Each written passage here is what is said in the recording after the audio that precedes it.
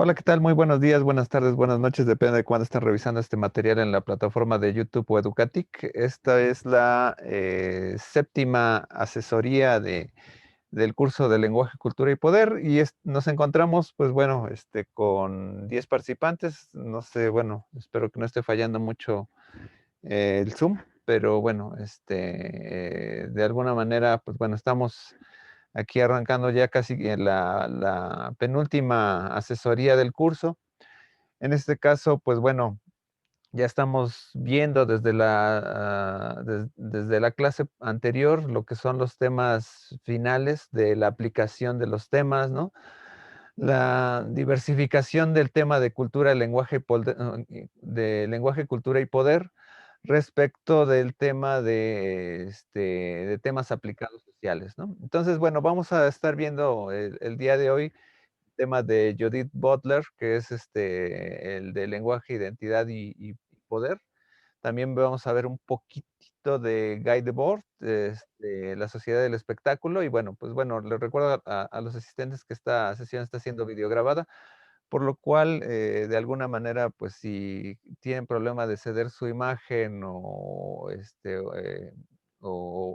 permitir el uso de su imagen, pues simplemente pueden apagar la cámara, ¿no? Esto no resta la obligación de participar en la sesión. Y pues bueno, voy a compartir pantalla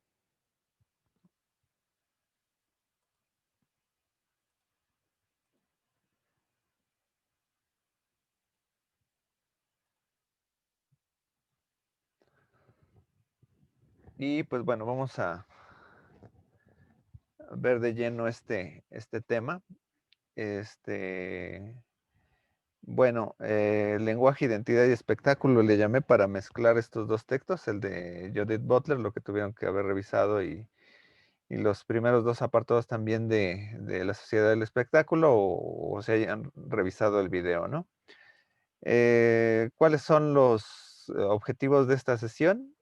Ubicar lo que es la performatividad del lenguaje, reflexionar sobre el carácter del uso social del lenguaje en la agenda política e ideológica, reflexionar sobre la sociedad actual y el espectáculo. Bueno, Judith Butler, pues bueno, es egresada de la Universidad de Yale, ¿no? Está considerada dentro de una dimensión postestructural del discurso. En realidad, pues bueno, está muy ubicada más bien dentro del pragmatismo, yo creo yo, en este sentido. Y bueno, aquí hay varios de los textos, ¿no? Pues primero de reflexiones hegelianas en Francia del siglo XX, ¿no? En el 87, ¿no? El género en disputa en 1990, ¿no? Cuerpos que importan, 1993, este texto que vamos a revisar del lenguaje, poder e identidad. Y bueno, hay otra obra que es posterior, ¿no? Al texto que vamos a revisar el día de hoy, que es Mecanismos psíquicos del poder, El grito de Antígona, todo en una agenda dentro de las teorías de género, ¿no? Y de alguna manera dentro de la dimensión, social del lenguaje, ¿no? Entonces, ahí hay varios textos posteriores, ¿no? Dar cuenta de sí mismo, de ser el género, violencia de Estado, guerra y resistencia, los sentidos del sujeto, etcétera, ¿no? Entonces, hay algunos planteamientos en que ahorita vamos a ir comenzando a ir adentrándonos en la discusión debido a que, bueno, se plantea este, el tema, ¿no? De lo que sería el género, por ejemplo, el género en disputa, ¿no? Es que, por ejemplo, estudia las categorías de mujer y homosexual en los años 70 y 80, ¿no? La identidad sexual es dada por las prácticas discursivas y teatrales. Aquí, bueno, en este sentido, lo que se plantea en esta dimensión es que gran parte de lo que es la condición de género es aprendida, ¿no? No está determinada precisamente por la condición biológica. De hecho, en la biología se habla de los fenotipos y los sexos, pero no el término o cuestión de género se habla a partir de la construcción social, de cómo nos adentramos en las prácticas sociales. Entonces, aquí hay la reflexión sobre los actos y el tiempo, ¿no? El tiempo que estamos dimensionando entre nuestra actividad, ¿no? Y el tiempo que, estamos inmersos en una actividad determinada para conformarnos dentro de un aspecto determinado, ¿no? En Cuerpos que importan, pues, trata lo que es el sujeto y los universos simbólicos, y entonces aquí comienza a cuestionar lo que son las identidades de género, ¿no? De alguna manera, pues, bueno, es un tema que hoy en boga se trabaja mucho, ¿no? Después, bueno, también de algunos elementos que han acontecido en la propia facultad, pues, bueno, ahora está muy de lleno este tema o en boga de hablar sobre las identidades, ¿no? En términos de las condiciones de género, ¿no? Violencia de lo que se plantea sobre la violencia de género, ¿no? Sobre la autoidentidad, ¿no? Más allá de la heteroidentificación. Entonces, aquí se plantean muchos de estos temas, ¿no? Este, eh Bueno, aquí, bueno, el vamos a ver que uno de los temas disculpe.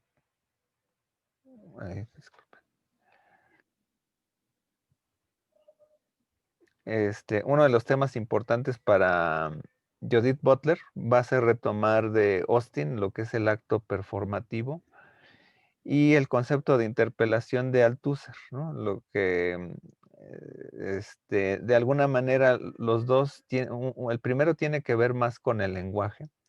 Y el segundo tiene que ver con la normatividad que se da, entre lo que sería el aspecto ideológico.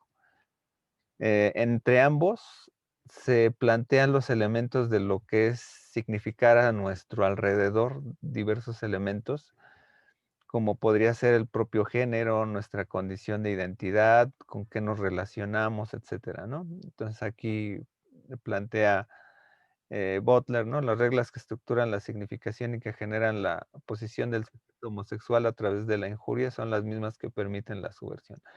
Aquí mucho de esto tiene que ver con lo que se ha hecho en la sociedad respecto de la pormenorizar a ciertas condiciones del ser humano, ciertos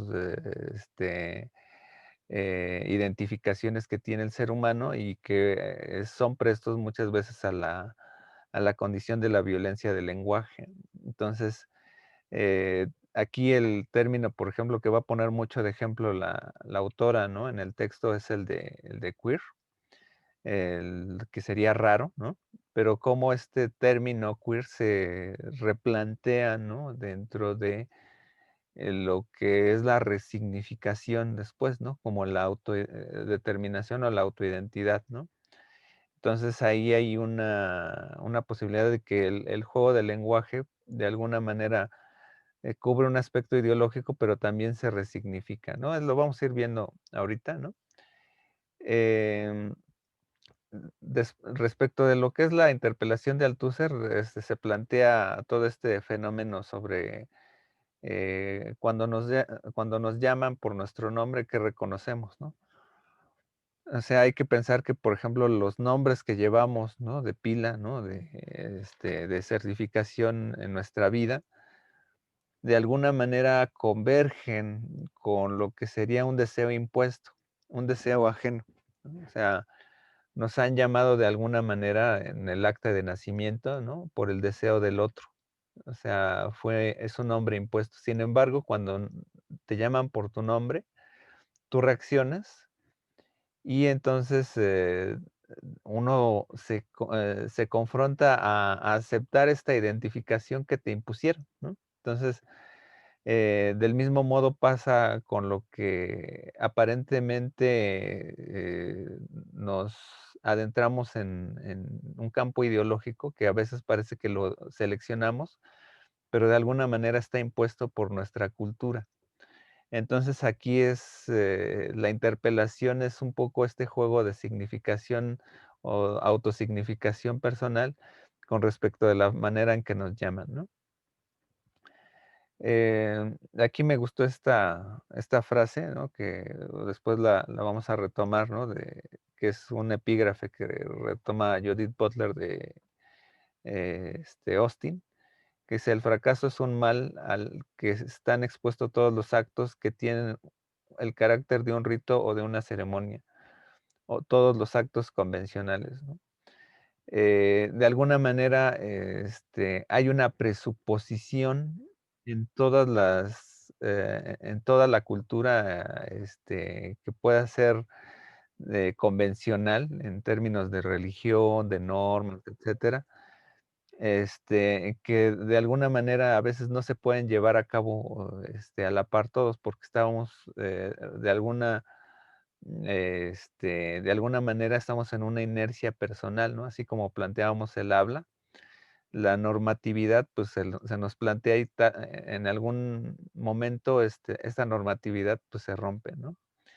Entonces, aquí, vamos a ver que esto se verá mucho con el tema de lo que es la performatividad del lenguaje. Para, Austin, eh, existen 2 tipos de enunciados al principio, ¿no? Cuando nosotros, decimos una oración, por ejemplo, estoy hablando ahorita, ¿no? Yo hablo, entonces es constatativo de que es verdad o es verificable, ¿no? Que dices, bueno, está diciendo la verdad porque está hablando, ¿no? Si yo digo no estoy hablando, ¿no? Pues entonces, hay una condición de verdad. Por lo regular, el lenguaje ha visto mucho dentro del eje de la lógica. Y entonces, aquí sucede otra cuestión, ¿no? Que hay otro tipo de enunciados que no necesitan, que no están en la verificación de lo que uno está diciendo, ¿no? En este sentido, quiere decir que son todos los enunciados que tienen una condición reflexiva. Si yo digo, yo voy a hablar en un rato, ¿no? El decir yo voy a hablar en un rato, no me constata que sea verificable porque el tiempo futuro aún no ha sucedido. Entonces ahí yo puedo decir, yo prometo que voy a hablar en un rato, ¿no? Pero cuando digo yo prometo, ¿no? Hay una condición que uno se abalanza sobre, como si uno pusiera sobre, diciendo yo juro, ¿no? Que voy a hablar en un rato, ¿no? Es una cuestión como incluso de fe, ¿no? Que no se puede constatar, pero que solamente puede acontecer a través de la palabra. O sea, cuando digo yo prometo, ¿no? Yo prometo que voy a hablar, ¿no? En un rato, de alguna manera estoy planteando que este enunciado solamente sería verificable a través de mi oración. En este momento, el acto de prometer algo se da a través de una condición reflexiva, entonces se está haciendo una promesa, ¿no? Aunque no se esté ejerciendo el acto, ¿no? Entonces, aquí la reflexión es que, los enunciados performativos, de alguna manera, solamente son constatables dentro del propio lenguaje, no dentro de la realidad misma. Pero, ¿qué sucede? Dice, Austin que cualquier tipo de enunciado en realidad llega a ser performativo, porque, esto puede ser implícito o explícito, ¿no? Porque si digo: "Yo estoy hablando", hay una condición implícita en donde digo: "Yo pienso que estoy hablando". Entonces, hay una condición performativa en donde hay una realización del lenguaje a través de lo que uno está reflexionando sobre lo que hace. Esta condición reflexiva sobre el hacer ya exige una propia existencia activa, ¿no? Dentro del propio lenguaje. Entonces, si yo pongo el enunciado, voy a ir al cine, ¿no? Es una proposición, eh, que implica una performatividad en donde dice: "Creo que voy a ir al cine", ¿no? El creo que es la condición performativa. Si yo digo toda la oración: "Creo que voy a ir al cine", sería una oración performativa explícita. Si yo simplemente digo: "Voy a ir al cine", es una condición implícita performativa. O sea, aquí hay que tomar en cuenta que se está planteando, ¿no? Que a través de lo que uno dice, uno ya está haciendo. Este texto que dice cómo hacer cosas con palabras, precisamente plantea esto, ¿no? O sea, hay un acto, una realización, ¿no? Es como cuando, por ejemplo, te dicen, ¿no? Estás leyendo, ¿no? Y aparentemente dice, pues ponte a hacer algo, ¿no? Y dices, pues, estoy leyendo, ¿no? Pero cuando dices, cuando estás hablando, ¿no? Pues, hay una acción, que es, estar utilizando el lenguaje de alguna manera, ¿no? O sea, el que aparentemente parezca que no hagamos algo en la realidad no significa que sea, explícito, ¿no? O sea, estamos haciendo algo con las palabras, estamos pensando el pensar de las palabras, ¿no? Cómo de alguna manera están, determinados por esta visión, ¿no? Este término, pues, realmente no, ya había sido acercado por Bali, que es uno de las bases que tiene Saussure. Por ahí, se plantea lo que es el modus y el dictum por Bali. Entonces, el modus sería la condición performativa y la proposición sería el dictum, ¿no? En una analogía, ¿no? Entonces, Austin habla de 3 actos simultáneos cuando se da esta performatividad, que sería lo que es la locución, la ilocución y la perlocución. O sea, todas las frases que estamos determinando tienen una fuerza implícita que se abarca en estas 3 dimensiones. Cuando yo, digo, por ejemplo, vamos a usar la plataforma Educatic, ¿no? Es tiene una dimensión de locución porque estoy expresando un significado, hay una fonología, hay una sintéctica, incluso pueden haber actos, gestuales ahorita que me están viendo. Respeta las leguas de un lenguaje y toda la estructura de un lenguaje, ¿no? Entonces, tiene sujeto, verbo y predicado, bla, bla, bla, ¿no? Eh, Hay un carácter ilocutivo que expresa una fuerza performativa explícita o implícita. Por ejemplo, el deseo de usar la plataforma. Eh, es mi deseo que usemos la plataforma, ¿no? O sea, vamos a usar la plataforma. Yo creo que vamos a usar la plataforma, ¿no? Aún no sucede, pero tiene la fuerza intencional de generar esa performatividad. O sea, y estoy tratando de hacer real, ¿no? Por ejemplo, cuando uno dice, yo prometo que voy a dar clase, ¿no? Y dices, uno atiende a esa petición, ¿no? Y que el otro está esperando que exista clase, ¿no? Entonces, vamos a usar la plataforma, pues bueno, es el deseo que estamos esperando que todos lo usemos, ¿no? Hay una fuerza performativa que desea que aunque no está realizado el hecho futuro, ¿no? En la mente ya está implícito, ¿no? Este, y hay una condición perlocutiva que produce ciertos efectos deseados o no deseados, ¿no? Por ejemplo, la asertividad o negatividad sobre el otro con el lenguaje, ¿no? O sea, yo estoy apelando perlocutivamente a cuando digo vamos a usar la plataforma, es que se suman a la plataforma, que la revisen, que etcétera, ¿no? Entonces ahí hay una locución que es la estructura formal, ¿no? La ilocución que es el deseo, ¿no? Y la perlocución son los efectos que esto puede generar en el oyente. Y esto puede determinar la asertividad de lo que se está diciendo o se está planteando, ¿no? Entonces, aquí ante esta dimensión, ¿no?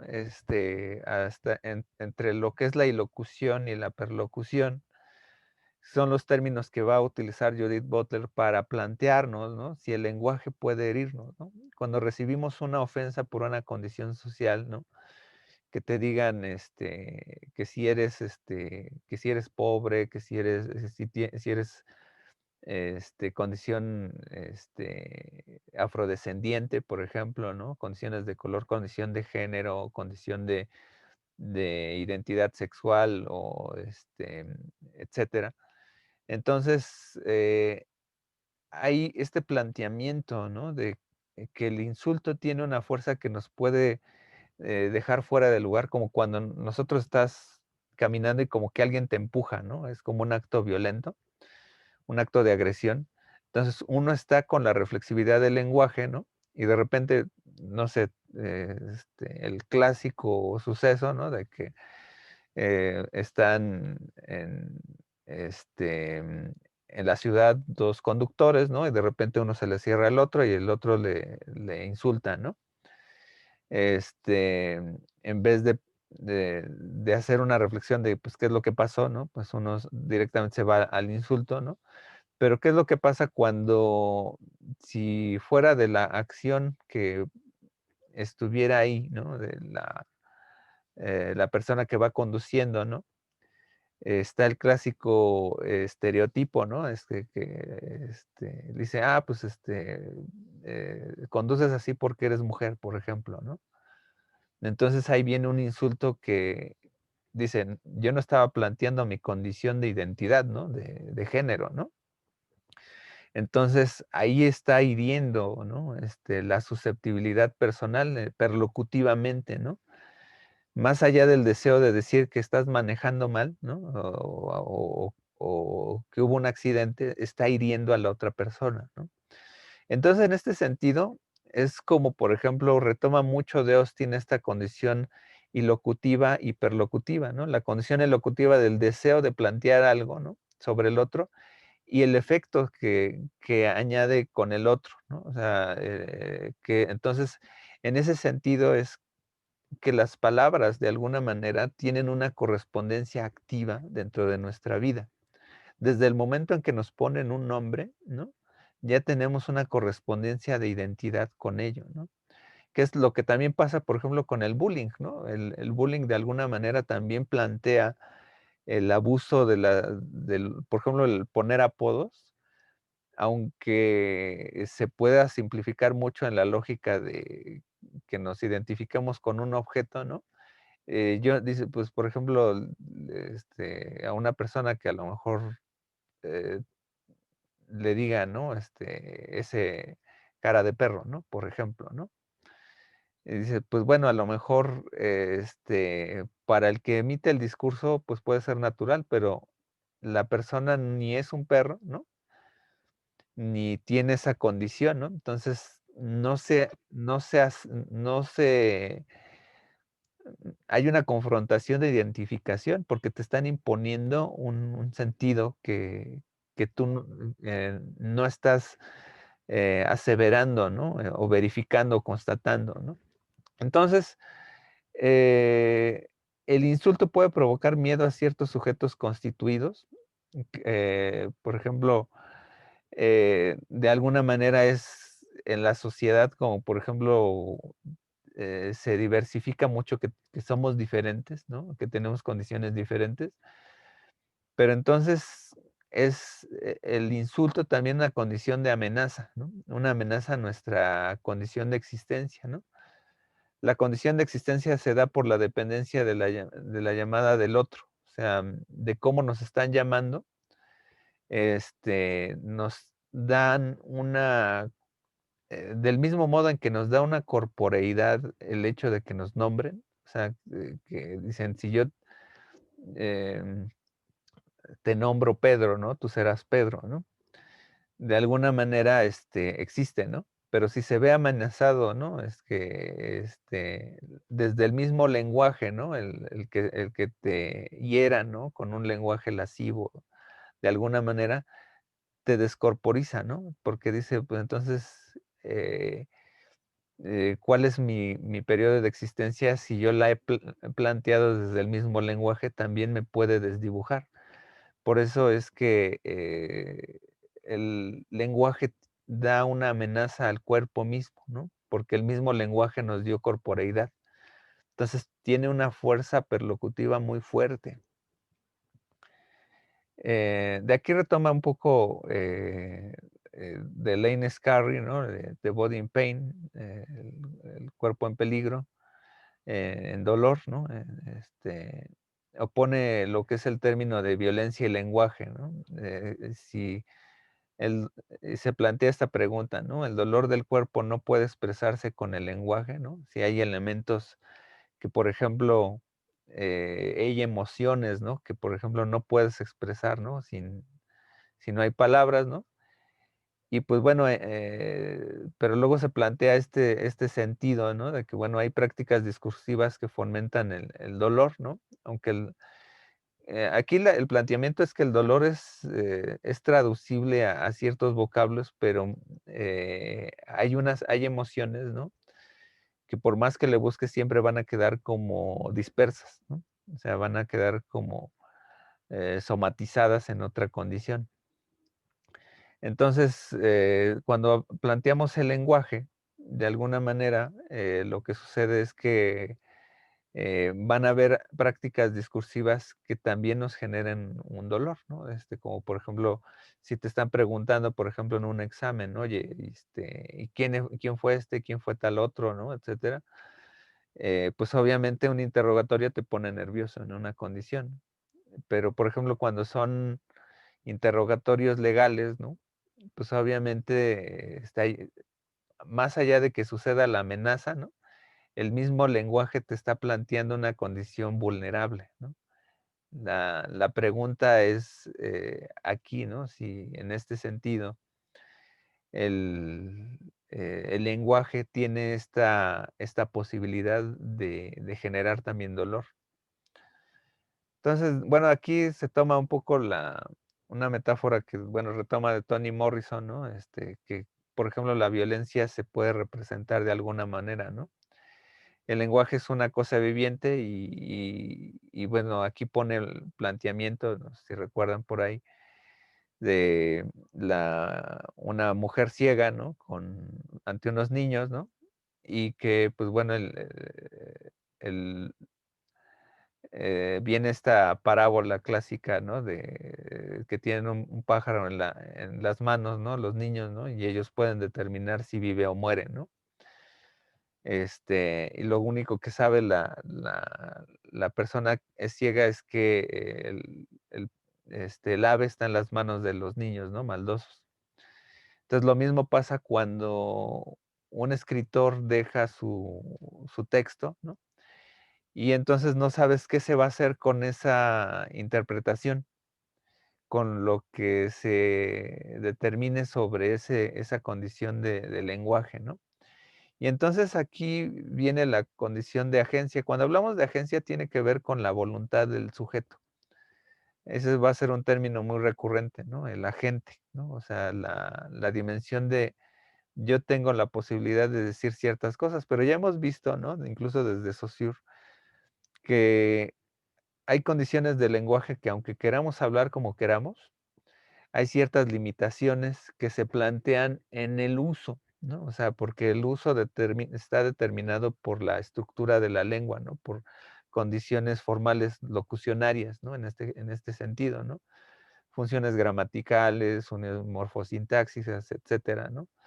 Y el orden que le podemos dar a eso, ¿no? Entonces, por lo regular, tendrá que ver con el uso de los significados, ¿no? El significado cómo está planteado dentro de una oración.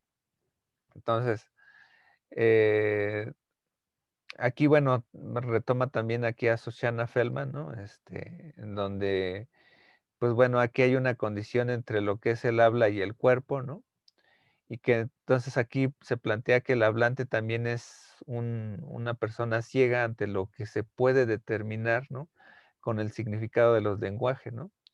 Y el cuerpo también es una parte instrumental por la cual el lenguaje también existe, ¿no? O sea, nos hacemos correspondientes con el lenguaje como en una dimensión necesaria para que pueda existir el lenguaje porque nos corporizamos con el propio lenguaje. Eh, Y pues bueno, aquí se plantean, ¿no? Varias posibilidades, ¿no? ¿Qué análisis se hace sobre una palabra que hiere, ¿no? Entonces hay veces en que se puede plantear lo que es la circunstancia, el intérprete, el consenso o el contexto, ¿no? Que son varias posibilidades, ¿no? Que indican aquí la dimensión factible, ¿no? De lo que es la dimensión del discurso, porque el discurso está inmerso en un contexto y un contexto, ¿no? Entonces, ¿qué es lo que habría que analizar aquí, no? Entonces aquí se plantea, ¿no? Que el mundo del discurso está inmerso en un habla, ¿no? Que está circulando, ¿no? Y muchas veces la dimensión que tiene esto es que si estamos inmersos, ¿no? Dentro de un discurso que es muy punitivo, ¿no? Violento, etcétera, también tenemos la posibilidad de resignificarlo, ¿no? Es un desdoblamiento del discurso. El acto ofensivo en el habla sugiere una apropiación del discurso, o sea, como cuando te dicen un nombre, ¿no? Tú eres Pedro, entonces cada vez que te señalan, yo soy Pedro, ¿no? De alguna manera el lenguaje uno se lo apropia y lo trata de redibujar, ¿no? Es una especie de feedback, ¿no? Pero el contexto y habla en exceso genera distintos elementos, ¿no? Eh, entonces hay variabilidad en cómo se responde, por ejemplo, a una discursividad. Por ejemplo, lo que plantea el texto es como, por ejemplo, la palabra queer, ¿no? Se ha planteado, ¿no? Dentro de una señal también como de protesta, ¿no? Aquí en el español, por ejemplo, estoy pensando, por ejemplo, lo que era la loca, ¿no? Le decían a los homosexuales, ¿no? Locas, y de repente hay un fenómeno dentro de la comunidad gay, ¿no? Que se pueden decir locas, ¿no?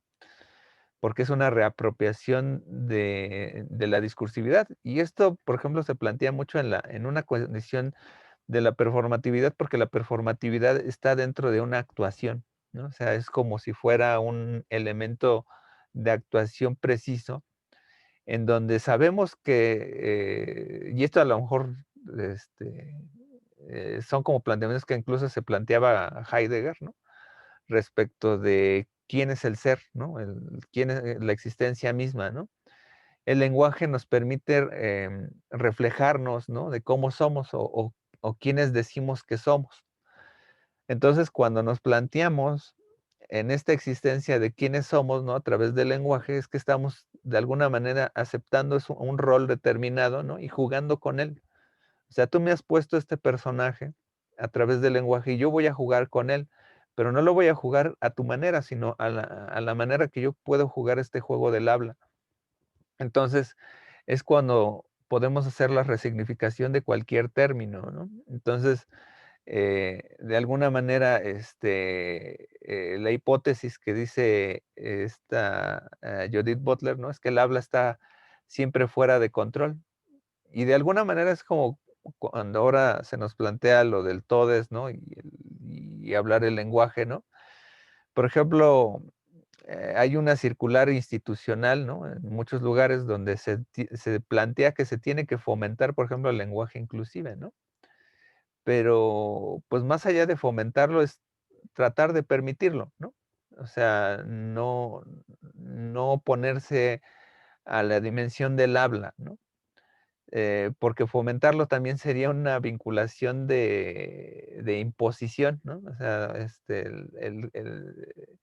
el fomentarlo sería, tratar de decir: "Es que así se tiene que hablar", ¿no? Hay que dejar que los hablantes, eh, lleguen a su curso normal, esta dimensión, ¿no? Si hay una comunidad grande, ¿no? Al final del día, pues, bueno, se aceptará, ¿no? Por ejemplo, ¿no? Pero bueno, en este caso, como por ejemplo la dimensión de la conducción de ciertos vocablos que son ofensivos se pueden resignificar o replantear. Por ejemplo, hay un poema que por ahí ronda, ¿no? No me acuerdo quién lo escribió, pero es como una consigna, ¿no? De quiénes son las putas, ¿no? Las putas somos las que trabajamos, las que estamos todo el día, ¿no? Fregándonos, etcétera, ¿no? Entonces, ahí viene una resignificación de apropiarse del discurso y cómo ahí la posibilidad de agencia, ¿no? Da un revés a lo que es la condición del lenguaje para tener una situación política ideológica, ¿no? Si tú dices, por ejemplo, podemos decir viva México, ¿no? Pero viva México, ¿desde qué punto lo estás diciendo, no? Si dice viva México un partido conservador, ¿no? Antiaborto, por ejemplo, ¿no? Está fundamentando el concepto de viva México bajo un concepto incluso hasta a lo mejor puede ser cristiano, ¿no? Pero si lo dice un planteamiento, ¿no? De un viva México, desde un planteamiento, desde un movimiento feminista, ¿no? Dice, sí, vivan desde el punto de vista de las mujeres, ¿no? Pero entonces se amarra que el lenguaje no es inocente. No hay una condición propia de determinar que el lenguaje es netamente lógico, sino que la apropiación vincula necesariamente elementos sociales, ¿no? Entonces, actuamos desde una posición como hablantes y oyentes, ¿no? Es lo que aquí plantea Mari Matsuda. Y entonces aquí viene, por ejemplo, estos fenómenos que se han dado en Estados Unidos, ¿no? El Black Lives Matter, por ejemplo, ¿no? Que una oración trata de conjuntar un fenómeno de significados, ¿no? Como en una cápsula, ¿no? Lo encapsulan y implica, ¿no? La determinación de aunque uno no sea persona de color, está determinando todo un movimiento sobre la segregación y sobre las condiciones vulnerables de ciertos grupos sociales, incluyendo a la mujer, ¿no? Entonces, los actos de habla como interpelación, aquí planteando la dimensión de Althusser, ¿no? Están inmersos en rituales, ¿no? En una condición ilocucionaria, como si fuera un planteamiento ideológico, ¿no? Desde dónde estás hablando es lo que va a querer decir tu mensaje, ¿no? Entonces aquí hacemos planteamientos incluso existencialistas, ¿no? Si se puede existir sin lenguaje, ¿no? Porque la relación entre el discurso y la vida se plantea al unísono, ¿no? O sea, cómo estás hablando se plantea cómo es tu propia existencia, ¿no? Entonces, de aquí viene toda la acción hiriente de los nombres, ¿no? Porque somos nombrados sin pedirlo, ¿no? Y al final de todo aceptamos esa identidad. Eh, no es un trabajo a lo mejor como si a lo mejor a través de lo largo de tu vida, ¿no? Pudieras dimensionar a lo mejor así yo me voy a llamar, ¿no? Bueno, hay gente que lo puede hacer, ¿no? Pero al fin y al cabo los nombres son convencionales, ¿no? Y de alguna manera, pues a lo mejor uno tiene que vivir con esa significación con la que está alrededor de esta dimensión, ¿no? Del lenguaje. Eh, Entonces aquí se plantea también una relación entre conducta y lenguaje, ¿no? El hablante asume responsabilidad precisamente a través del carácter citacional del lenguaje. Renueva los detalles lingüísticos de una comunidad, volviéndolos a emitir y reforzando su lenguaje. O sea, de alguna manera, cuando ideológicamente estamos planteados dentro de un punto de vista, si ustedes buscan en internet van a ver miles de discursos ideológicos, ¿no? Sobre un planteamiento a lo mejor cristiano, político, social, etcétera, ¿no? Los videobloggers por lo regular tienen ese sentido, de plantearse dentro de una postura. Incluso la postura de la ciencia también sería una postura ideológica también, aunque bueno, hay varios elementos, ¿no? Hay como más fenomenológicos, como con Bachelard y Husserl, ¿no? Pero de alguna manera, ¿no? El planteamiento de cómo nos conducimos, ¿no? Está más o menos determinado por nuestro uso de el lenguaje. En nuestra habla nos determinamos cómo nos conducimos y muchas veces algo que sucede, por ejemplo, en Facebook, en Twitter, etcétera, que las comunidades más o menos determinadas del lenguaje se están dadas por solamente juntarte con personas que hablan de la misma manera que tú, ¿no? O sea, si tú tienes un vocabulario amplio, ¿no? Y tienes un punto de vista determinado sobre cualquier planteamiento, terminas haciéndote amigo de simplemente una comunidad que tiene la misma condición de afinidad a ese discurso, ¿no? Entonces, aquí hay un planteamiento interesante, ¿no? De cómo, por ejemplo, nos conducimos en nuestra, digo, ahorita pues, estamos en la pandemia, pero aún así las plataformas sociodigitales más o menos nos encubren, pues sí, nos encubren nuestra ideología, ¿no? Aunque están muy determinadas por el uso, ¿no? Y ahí luego viene todo el uso ahí de los troles, ¿no? Por ejemplo, cómo se meten a una página, ¿no?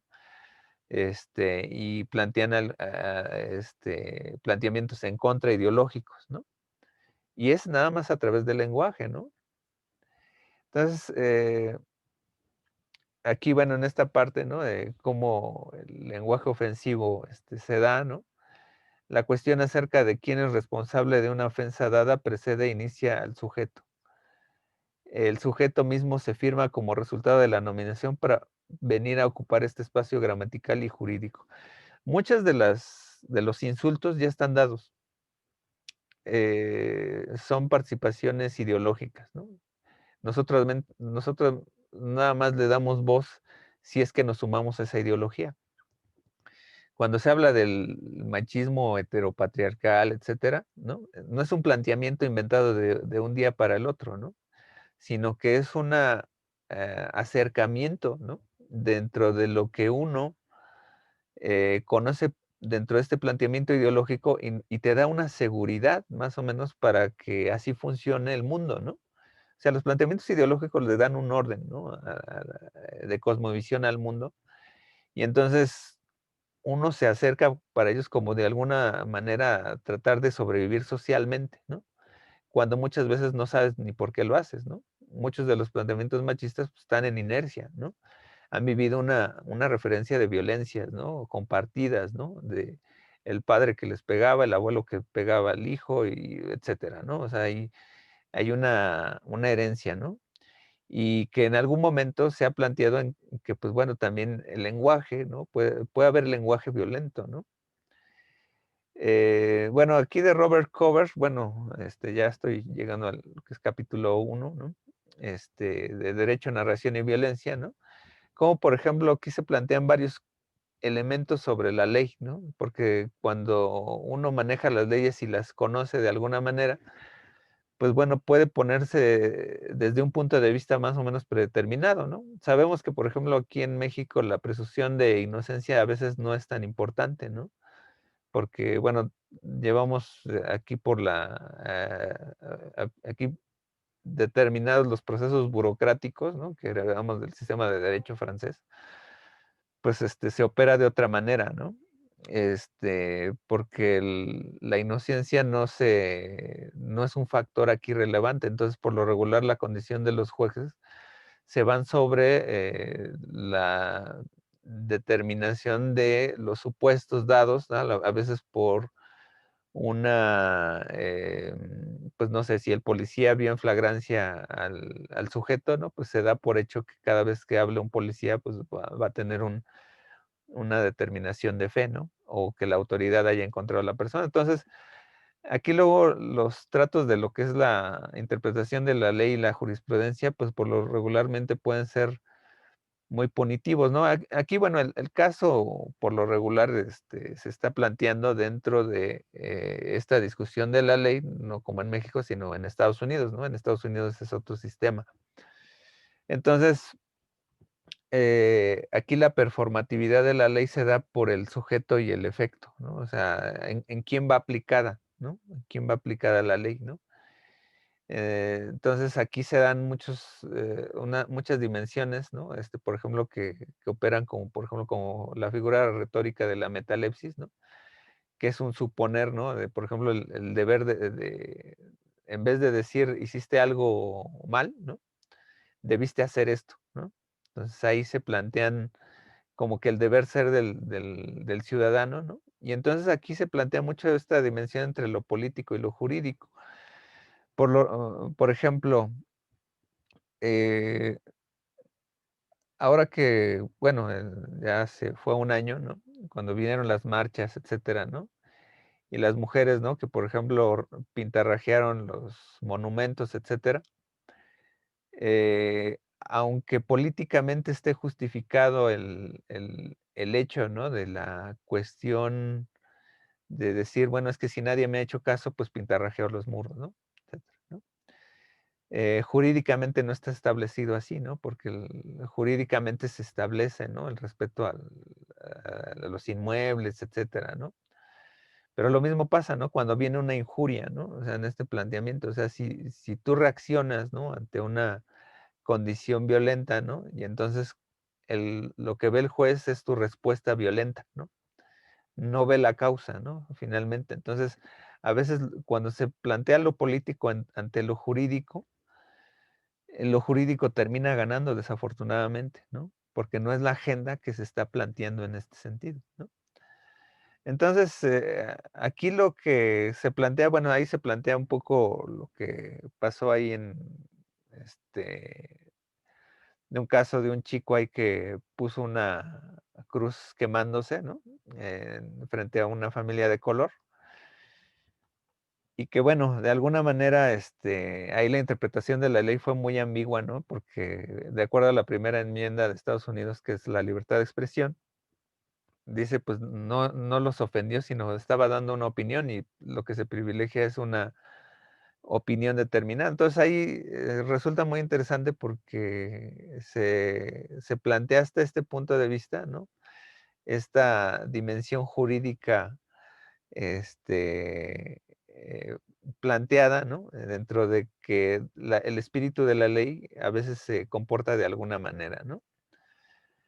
Y bueno, terminamos con la parte de aquí de Butler, ¿no? En la parte de Mackinnon, ¿no? De cómo, por ejemplo, la pornografía de alguna manera está determinada precisamente por una autorización del Estado, ¿no? También, y que se va construyendo también un discurso sobre lo que dice, ¿no? Es una realidad planteada, una irrealidad, ¿no? Que no obedece a la sexualidad como es, ¿no?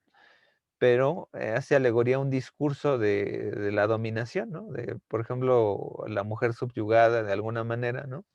Y que bueno, aquí es un tema álgido realmente porque es permitido, ¿no? Y hay una regulación de este comercio, por ejemplo, de imágenes, y que de alguna manera hace el planteamiento, que ya está determinado por la sociedad misma, ¿no? Entonces, lo que se dice, por ejemplo, en una película porno o en la pornografía, l no sabes si está legitimando o está simplemente reproduciendo estos actos, de violencia, a lo mejor ya más o menos establecidos, ¿no?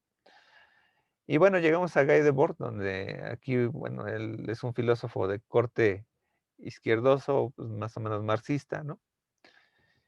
Su obra, pues, más importante fue el 67, La Sociedad del Espectáculo, ¿no? Participó en unas internacionales, la Internacional Letrista, y la Situacionista, ¿no? Falleció en el 94 y, pues, bueno, su planteamiento aquí de la representación y el espectáculo, pues bueno, ya vieron parte de lo que fue el video, realmente nos da una interpretación muy, oscura de lo que es el espectáculo y los medios, ¿no? Que realmente es una visión muy marxista, ¿no? De la condición ideologizada sobre el uso de los medios, ¿no? Es instrumento de unificación, relación de personas por la mediatización de imágenes, ¿no? Tiene una cosmovisión eficaz el espectáculo porque nos reúne a un planteamiento solamente, ¿no? Por ejemplo, eh, bueno, estamos hablando, por ejemplo, que ahí todavía existía mucho el carácter clásico de los medios como el cine o la televisión, en donde, por ejemplo, pasaba algo en la televisión y al día siguiente todos estaban hablando de ello, ¿no? Ahora más o menos se generan tendencias, ¿no? Con el mundo por internet, ¿no? Porque más o menos hay tendencias por los memes, tendencias por lo que uno escucha, ¿no? Y ahorita están de moda las noticias falsas, ¿no? Por ejemplo, ¿no? Entonces está vinculado con el modo de producción en que estés, ¿no? Pues por ejemplo, pues aquí es el capitalismo, ¿no? Vivimos alrededor de signos, ¿no? Y estos signos están interpretados por una significación ideológica, ¿no? Hay una condición material de este espectáculo y son verdades cuestionables, ¿no? O sea, cada medio, cada discurso da una verdad determinada, ¿no? Ahora que este video, por ejemplo, está en la plataforma, pues va a dar una verdad determinada, a lo mejor de los autores, del planteamiento académico, de alguna manera, ¿no? Pero, por ejemplo, lo que vende, por ejemplo, los videos que están planteados en Internet y que tienen muchas vistas, pues, por ejemplo, ya tienen una dimensión vinculada a prácticas socioeconómicas, por ejemplo, ¿no? Y aparecen los comerciales relativos, ¿no? Si estás viendo un video tutorial de comida, pues te van a vender cosas y utensilios de cocina, ¿no? Si estás, o restaurantes, ¿no? O si estás, por ejemplo, viendo un tema sobre de ingeniería, pues van a tratar de vender herramientas, ¿no? Entonces, cuando se plantea todo este discurso del espectáculo, ¿no? Pensando en Guy Debord, ¿no? En la época que vivió, pues se planteaba toda esta discusión materialista de cómo el mundo se vislumbraba así, ¿no? Por ejemplo, a través ponían ahí en el documental, ¿no? Las modelos, ¿no? Y como si fueran como objetos, ¿no? Aquí, bueno, nos hace mucha alusión todavía al texto que revisamos la clase anterior, ¿no? De Nicholas Carr, sobre la condición de qué es un medio y un fin, ¿no? Esta condición de más parecida a lo que decía Marshall McLuhan, ¿no? Se pretende lo que más el tener sobre el ser, ¿no? Es algo hipnótico, especula, degrada el ver, ¿no? Genera como una especie de nueva fe, una nueva religión, ¿no? Es como un nuevo opio, ¿no? Da la sensación de sueño, ¿no? Está vinculado con el poder, ¿no? El uso de los medios, ¿no? Genera sumisión o alienación, ¿no? Y es como el capital queda representado, ¿no? Y luego, pues nos habla de la mercancía, ¿no? Que hay un paralelismo con el fetiche de la mercancía, donde se eleva precisamente esta condición material, ¿no? Genera un distanciamiento social, ¿no? Unifica al mundo como mercado. El espectáculo tiene un auge como la mercancía con el liberalismo y la revolución industrial. Tiene un lugar preponderante entonces, ¿no? Y hay varias áreas que ven su proceso. Aquí, pues, por ejemplo, se ve la mercadotecnia, la sociología de los medios, incluso la semiología por ahí lo menciona, ¿no? Entonces, es analizable, ¿no? Pues bueno, este es el nuevo opio, ¿no? Favorece la automatización, se consumen ilusiones, complementa la representación del dinero y la contemplación de la mercancía, ¿no? Bueno, reflexionamos, pues ya, dándole cierre a esta presentación. El lenguaje tiene una fuerte vinculación con la acción humana. Usar el lenguaje implica un hacer. Judith Butler aterriza como una confrontación ideológica con el discurso y su uso. El lenguaje tiene posibilidades de herir o construir, de resignificar a partir de su performatividad. Existen varios ejemplos en la vida social y política y jurídica que confrontan el efecto del uso del lenguaje. Hay, por tanto, una vinculación de poder en la enunciación. En las esferas sociales se ha permitido vislumbrar un auge de resistencia o aceptación con el dominio de la performatividad. Reflexionar el mundo moderno nos pone como espectadores a ciertos actos de poder. Guy Debord reflexionaba mucho sobre el papel de los medios desde el punto de vista marxista y cómo la sociedad de la imagen visual comenzaba a tener un papel preponderante en la enajenación de las personas. Hoy en día, plantear estos dos ejes, la performatividad del lenguaje y los discursos de odio frente a la sociedad del espectáculo, nos refieren mucho a lo que sucede en las plataformas sociodigitales. Finalmente, aquí, si ya lo planteamos en Internet, nos vamos a dar cuenta que va a estar muy de lleno toda esta dimensión dialógica, pero más que dialógica, pues bueno, punitiva, ¿no? Del lenguaje, ¿no? O sea, meterse a Twitter luego es terrible, ¿no? Pues bueno, aquí fueron los textos que revisamos, ¿no? Aquí pues pueden revisar este canal FML Language, eh, este canal donde explican un poquito más a Austin, ¿no? Este texto de José María Paz Gago, ¿no? La recepción del poema, pragmática del texto poético, ahí explican también lo que son los actos locutivos y locutivos o perlocutivos. Y bueno, pues los diversos gráficos que usé de Pixabay, ¿no? Que de alguna manera, este, siempre es bueno poner las referencias. Y pues bueno, vamos de lleno a la discusión, ¿no? Sobre el tema. Es poco el tiempo que ahorita tenemos, pero eh,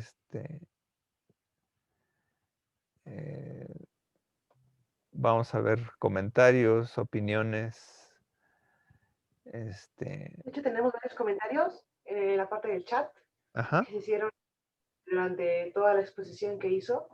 Permíteme, ahorita voy con las manitas levantadas. Y ajá, bueno, para iniciar tenemos a Gio Vera que dice que el habla puede ser usada como un arma cuando es necesaria. Cristian Arturo, de hecho, un autor de la lectura, plantea que el lenguaje te empodera.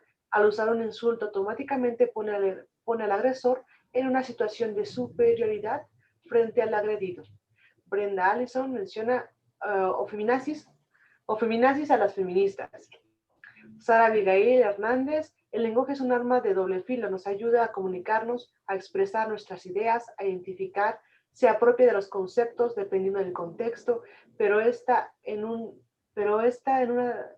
delgada línea en donde puede llegar a ofender por no tener la misma ideología y las palabras son un daño que puede quedar por muchos años o para toda la vida. Es una agresión muy poderosa. Gio Vera, exacto, una simple burla puede crear un trauma el cual tardará en sanar muchos años. Y Brenda Allison se llama iconoclasia o iconoclastia a eso que hacemos en las marchas. Y tenemos una manita levantada de Padilla Ángel. adelante, adelante. Sí, por ejemplo, en el caso de la sociedad como espectáculo, al menos yo algo que, bueno, ahí podemos comparar o checar es la parte de las redes sociales, ¿no? De que en ocasiones, pues estamos a veces fingiendo ser o se finge ser alguien que en realidad no somos, o algo que en realidad exponemos ante los demás, cuando en realidad no, solamente es una imagen que estamos exponiendo. ¿Me explico? Ahí hay una teatralidad, ¿no? Si nos damos cuenta, ¿no? O sea, porque es jugar con ese tipo de medio, ¿no? O sea, lo que pasó con las plataformas sociodigitales es que nos hicieron partícipes de esta sociedad del espectáculo y entonces lo que planteamos es una supuesta vida, ¿no? Y van desde las fotografías que bueno, nunca le he dado mucho sentido, ¿no? Las personas que le toman fotografía a todo lo que comen, ¿no? Y que dicen, pues bueno, de alguna manera, bueno, ni siquiera es una condición como de repostería, bueno, ¿cómo se llama? De gastronomía que tú lo hiciste, etcétera, ¿no? Pero, o las personas que, el duck face, etcétera, ¿no? Porque hay un sinsentido en eso, ¿no? Uno se trata como mercancía, ¿no? Y de hecho, incluso ahora los likes, ¿no? Si tienes un Facebook muy exitoso, ¿no? Puedes monetizarlo, ¿no? O sea, puedes generar contenidos y de alguna manera tener espectadores, ¿no? Eso, bueno, esa es un poco también la dinámica que se planteaba con los streamings, ¿no? Pero sí, es parte de esta dimensión, pero también de alguna manera es un uso del lenguaje visual. O sea, si lo que estamos viendo, por ejemplo, lo que veíamos con Butler, ¿no? Que era el lenguaje mucho de lo verbal, ¿no? En la sociedad del espectáculo es un lenguaje visual, ¿no? Que nos constriñe, ¿no? Muy bien. Tenemos a Cristian Arturo. Ajá, digo, sí, igual participando sobre esto de la sociedad del espectáculo, el documental lo ve desde el punto de vista materialista. Él justamente habla esto de la parte en que los medios de producción masivos traen como mercancía todo, bueno, las mercancías como tal, pero también las ideologías, y que en esta ciencia, bueno, en esa sociedad del espectáculo, todos seguimos siendo este tipo de personas alienadas que estamos consumiendo y necesitamos de estos shows que nos comparten, no sé, ponen de ejemplo a Hitler y demás, para seguirlos, porque el proletariado siempre está como que al borde de explotar y necesita de una excusa, un show que le dé esas ganas. Claro. En el caso, bueno, en el caso de Hitler, cuando se manejó mucho lo que era la propaganda, O sea, la mayor parte de discursos eran alienadores, ¿no? Para que la gente se divirtiera realmente, ¿no? O sea, de alguna manera, no, no es muy diferente de lo que ahora pasa, por ejemplo, con las películas, ¿no? Entonces, que bueno, de alguna manera nos hace los planteamientos, ¿no? De aceptar un cierto tipo de vida, ¿no? El American Way of Life, ¿no? Por ejemplo, ¿no? Condiciones aspiracionales, ¿no? Condiciones incluso también del mismo género, ¿no? Porque, pues, como luego se burla diciendo irónicamente, el de te lo resumo, ¿no? El Pinarello, ¿no? Dice lo que siempre dan un discurso también las películas actuales, ¿no? Lo que importa es el amor heterosexual, ¿no? Entonces, hay una condición más o menos determinada, ¿no? Por cómo conducirse con los medios, ¿no? Y hay una práctica ideológica, ¿no? Muy bien, ¿alguien más que no he visto que, a ver, más comentarios también de Butler, ¿no? No sé si les mueve ese tema, ¿no? De las identidades, ¿no? Cómo uno se identifica con el lenguaje, ¿no?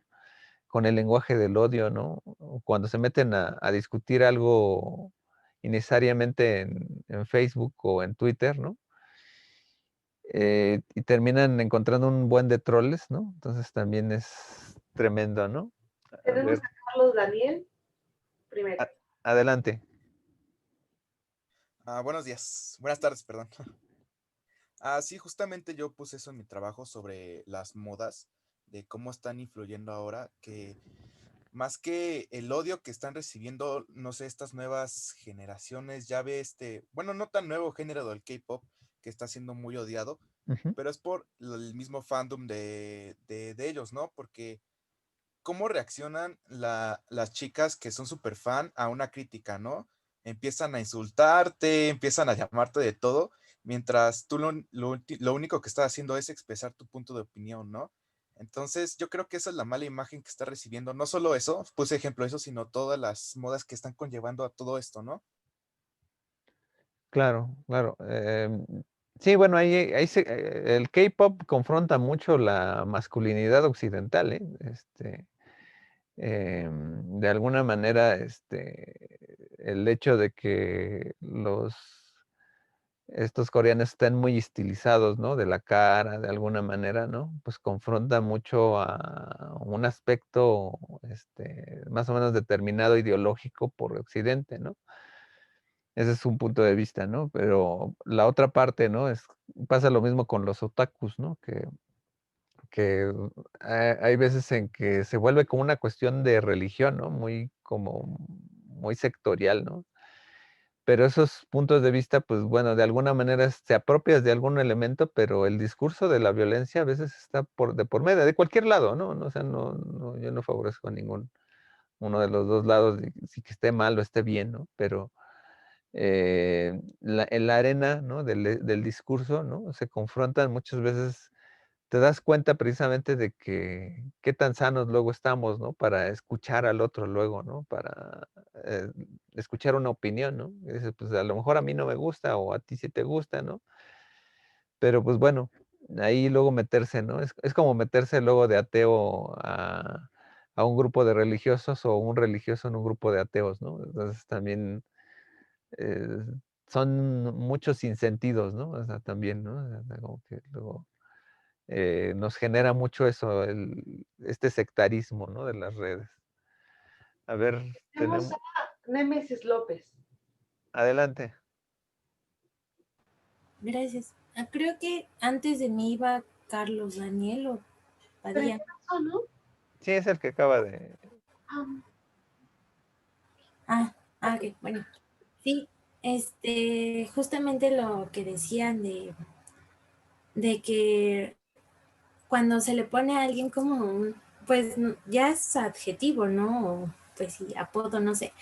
Menciona la autora que no existe una originalidad, por ejemplo, en el caso de su tema queer, entre qué fue primero, si la masculinidad o la feminidad.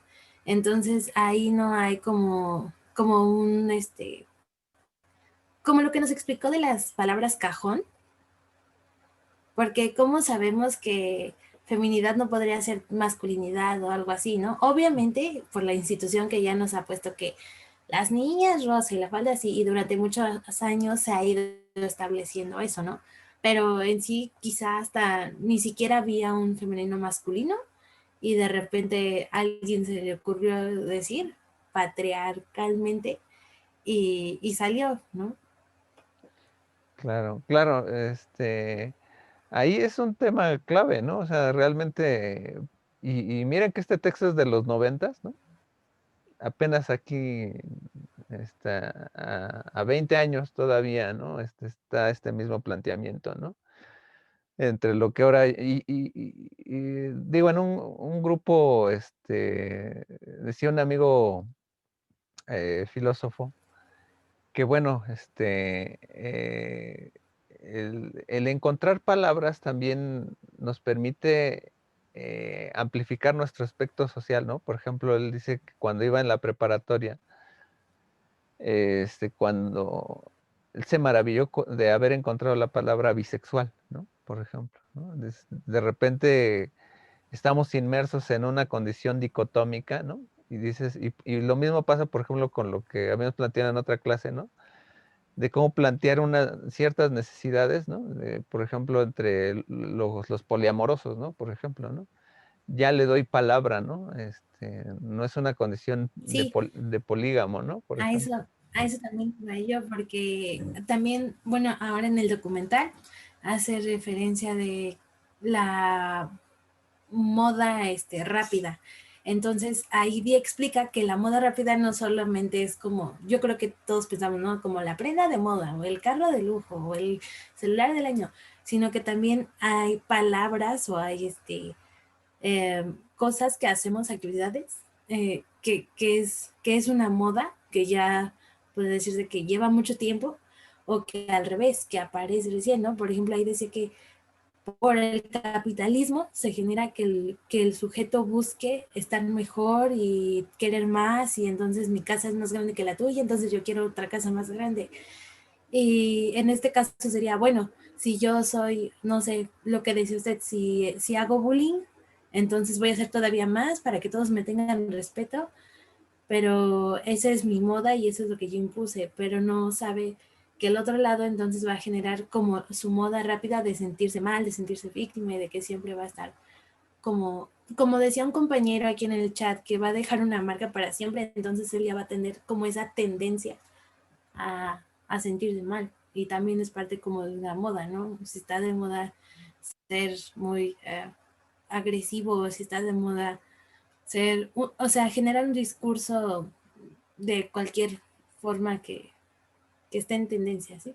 Claro, o sea, los troles que te encuentras en internet, literalmente, a veces es una chamba, ¿no? O sea, te pagan por odiar, ¿no? Imagínate, ¿no? Hay veces que muchos de los troles luego los convierten en seguidores de partido o de marca o de etcétera, y que te paguen por odiar, ¿no? Pues es como y por herir a otras personas con el lenguaje, ¿no? Uno a veces, ¿no? Cuando se ha metido de manera de buena fe, ¿no? A las discusiones por generar pues un diálogo, ¿no? Digo, yo soy de las personas que a lo mejor se tardan como 2 horas en tratar de escribir bien, ¿no? Un argumento, ¿no? En en 4 párrafos o 3 párrafos, ¿no? Llega uno y te dice, no, pues eso lo escribes porque eres pejista, ¿no? O porque eres prianista, ¿no? O sea, ese discurso, pues ¿y qué si lo fueras, no? O sea, porque ahora está prohibido como que aseverar tu grupo político, ¿no? O tu punto de vista, ¿no? O sea, son condiciones y ya, o sea, ya no hablemos solamente obviamente del género, ¿no? O tu orientación sexual, ¿no? Porque, pues bueno, eso es como lo de diario, ¿no? ¿No? O si eres mujer, ¿no? Entonces también es, este, y que más o menos lo que pasa es que hay muchas veces uno se ancla con los discursos más o menos validados, ¿no? Dentro del grupo que ya más o menos te mandaron, ¿no? O sea, si te dicen que eres emo, ¿no? Pues a lo mejor vas a indagar quiénes son los emos, ¿no? Y dices, pues, esto es lo que argumentan, ¿no? Entonces hasta como que ya te metes en una ideología muy determinada, ¿no? Entonces, sí, o sea, que fue primero, ¿no? Ahí, pues, en esa parte, ¿no? Ideológica, pues, ya estaba planteado, ¿no? Pero de alguna manera, ¿no? Ubicar el tiempo histórico donde se determinó toda esta manera de pensar, porque, pues, bueno, va evolucionando, pues, bueno, va a ser inimaginable, ¿no? Muy bien. Bien, tenemos a dos manitas ahí, pero creo que los demás también quieren participar. Pero bueno, primero Cristian Acevedo y Ajá. después Jessica Rojas. Adelante. Sí, también está esta controversia de la libertad de expresión, ¿no? O sea, ¿hasta qué punto puedes tú permitir discursos de odio que atenten contra la libertad de otra persona? O sea, Claro. que se mencionó en la presentación. Sí, bueno, pues es lo del Ku Klux Klan, ¿no? Casi, casi, ¿no? O sea, pero porque hay libertad de expresión, pues no pasa nada, ¿no? O sea, también son de esas paradojas que luego tiene Estados Unidos, ¿no? Que pone muy, muy de lleno este planteamiento, esta filósofa, ¿no? Muy bien, muy bien. Seguimos con Jessica Rojas. Sí, Adelante. gracias. Pues yo como retomando un poquito uno de los comentarios de mis compañeros que decían que pues el lenguaje es un arma de doble filo. Yo, por ejemplo, ayer vi una noticia que se hizo viral de una chava que se dedica a los medios, que está denunciando que un amigo que igual como de los mismos medios sufrió ella un abuso por parte de él.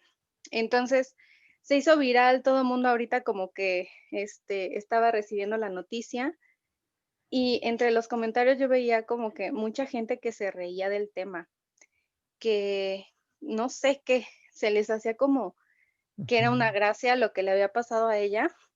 Y yo digo, por una parte está este punto donde ella pues se pudo expresar y mucha gente la está apoyando, pero por el otro también recibe como comentarios ofensivos de que al final ella fue la que tuvo la culpa, ¿no? Entonces, siempre como que hay este lado de violencia y como usted dice, a lo mejor muchos de estos son como personas ya hasta que se dedican a esto, porque de otra manera no le veo sentido a que alguien se pueda reír de algo así.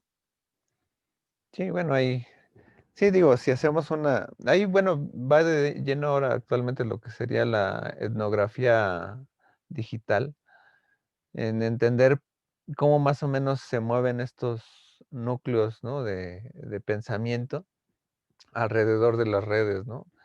Y sí, pues obviamente, como dices, pues viene un planteamiento de estos, ¿no? Un post, ¿no? Y alguien le pone me divierte, ¿no? Etcétera, ¿no?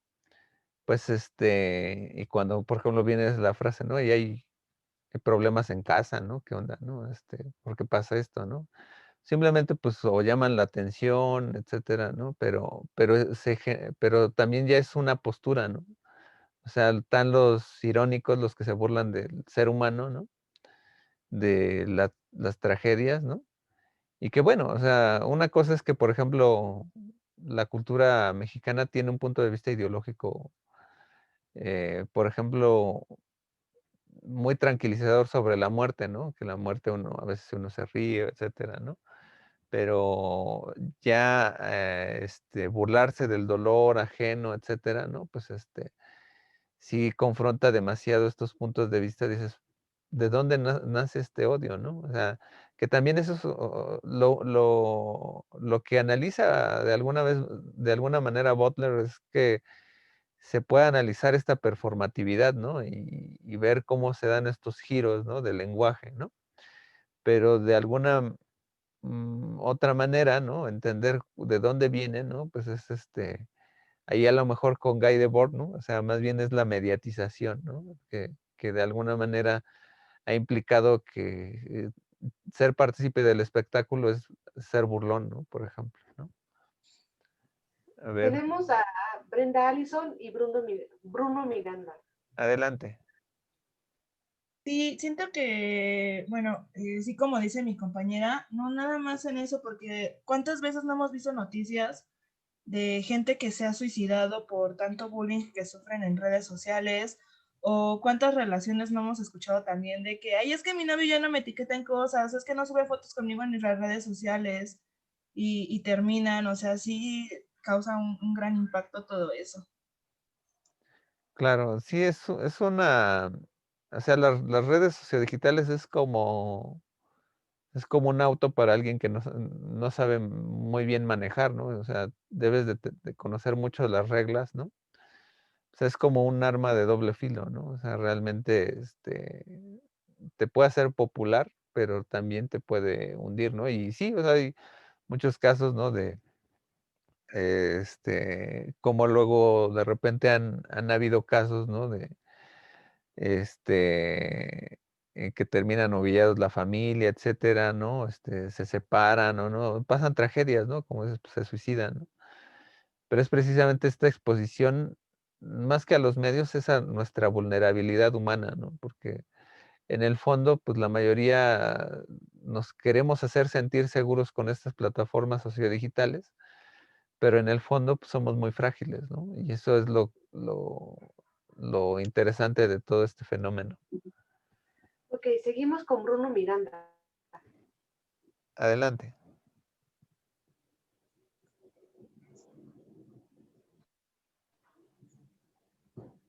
Creo que ya. Ya no, se cohibió. Bueno, tenemos a Ruth Gómez, creo que quiere participar. Sí, es correcto. Yo, bueno, entré un poquito tarde porque no podía accesar y bueno, ya se ha hablado del tema, pero tengo una inquietud, profesor. Sí. Ya es sobre la evaluación final, ¿se va a preparar algún trabajo final?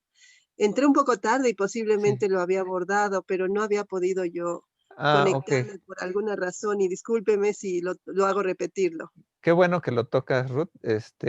Precisamente antes de cerrar esta sesión quería plantear este señalamiento, ¿no? ¿Qué es lo que vamos a hacer hay un porcentaje, ¿no? Hay 3 porcentajes que se toman en cuenta, ¿no? Uno, lo que es la interacción en foros y videoasesorías, ¿no? A veces sabemos que no todos luego tienen la posibilidad de conectarse, etcétera, por algunas condiciones, ¿no? Pero en la plataforma, pues, hemos visto que hemos tenido foros, ¿no? Entonces eso va a ser importante, ¿no? Otro rubro va a ser lo que son las actividades, ¿no? Y el último rubro sería un trabajo final, que es un trabajo de reflexión.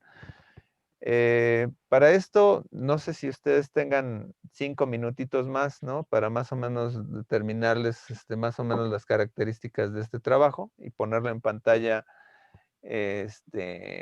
una presentación que indicaría como que algunos planteamientos de los requisitos del trabajo final. Sí. A ver, voy a compartir pantalla porque es importante, ¿no?